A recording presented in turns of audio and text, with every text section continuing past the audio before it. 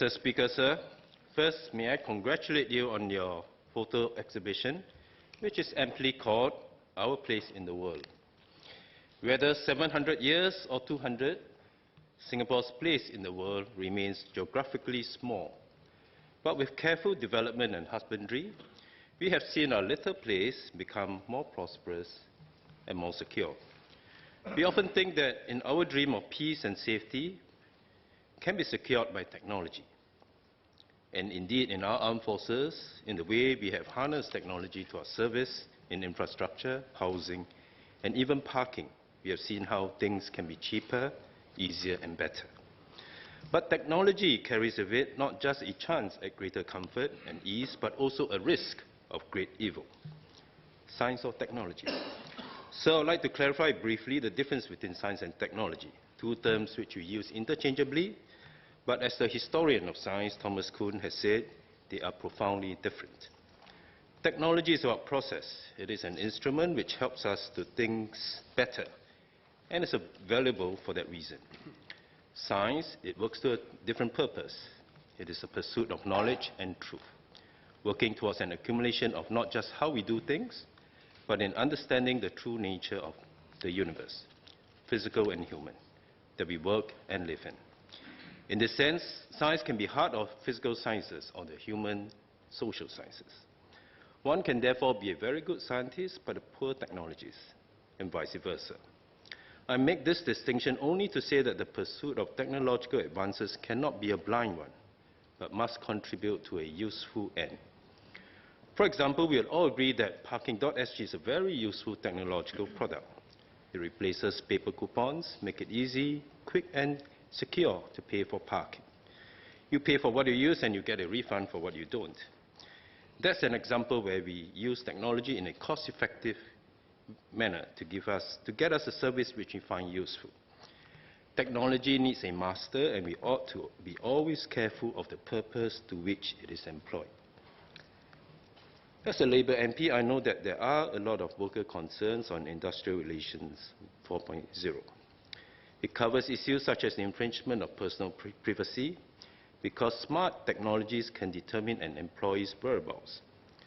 Working life is also becoming more precarious for workers with no laws to protect them.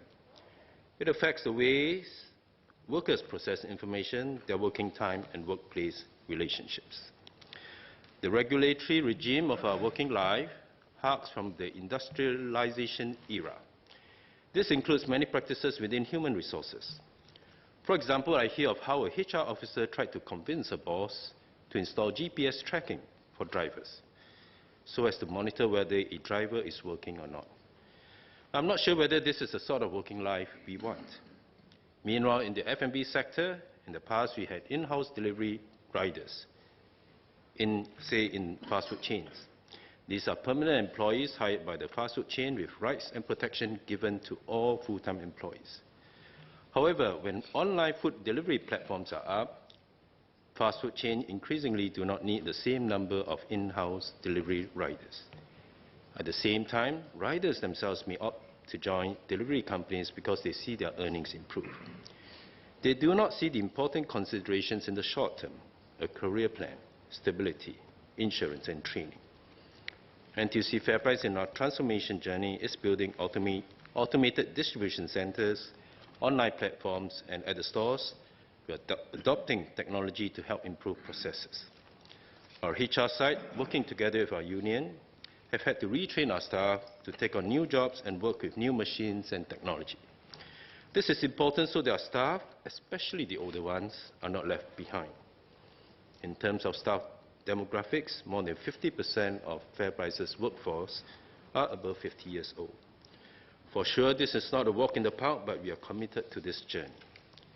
In an age of technological advance, the human resource divisions need to rise to the call, to remember they are dealing with humans, and to ensure that our regulatory regime keeps up with very human needs and wants.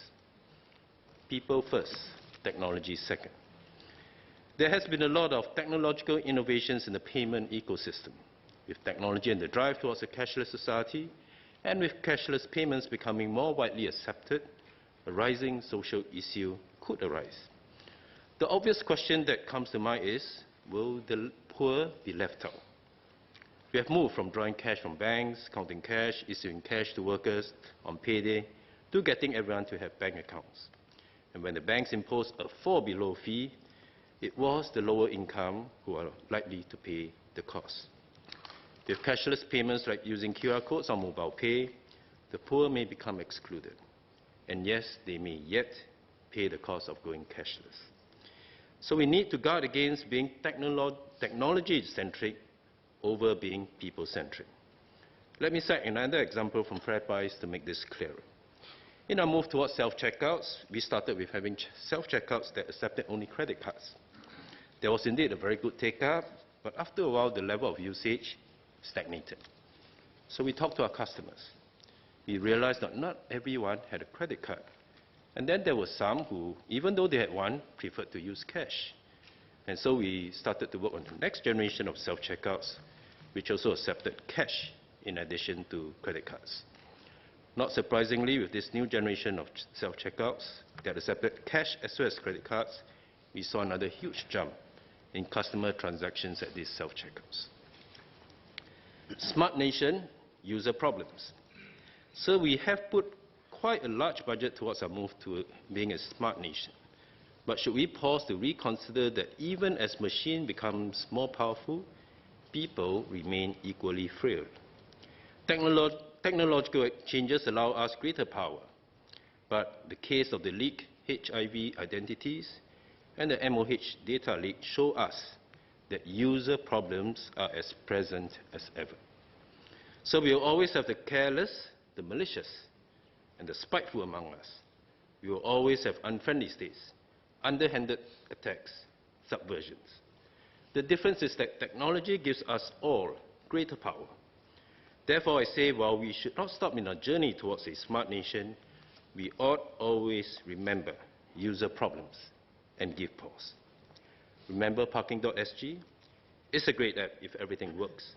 If it doesn't, well, you ought to know that the following pieces of information have been given by you: your credit card, your debit card details, the location you were at that point in time, your vehicle number, and so on and so forth. I think it is a risk many of us are willing to take, and I certainly don't want to paint alarmist hypotheticals. My concern is a separate one. We can try and ring-fence technological gaps, but how do we guard against the bitter, the disaffected, the maladjusted, or the pathological? The greater the power, the greater the evil that men can do. One thing we can and we should do is to invest more in humans, even as we invest in technology. For each course in IT, data analytics, cybersecurity, we need one on psychology, sociology, human relations. For each new resource in the IT department, a similar one in the HR department.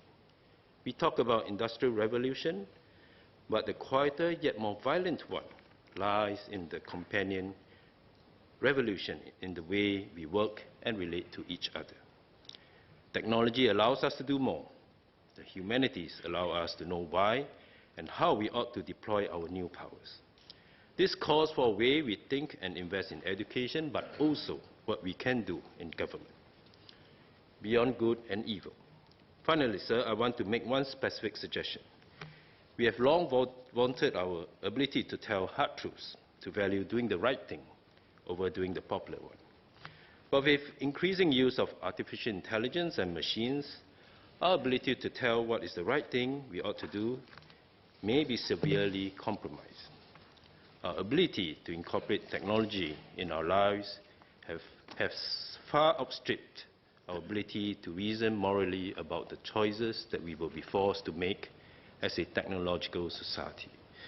This is no longer a choice between the right and the popular, the short and the long term, but a choice on how to program machines to make choices that are not just about efficiency and speed, but about values: good, bad, right, wrong. We know of the accident with the autonomous vehicle at One North, where thankfully no one was hurt. If there was, to whom do we attribute the blame? There's a recent rendition of the classic trolley problem, where people all over the world voted on how they would resolve moral dilemmas.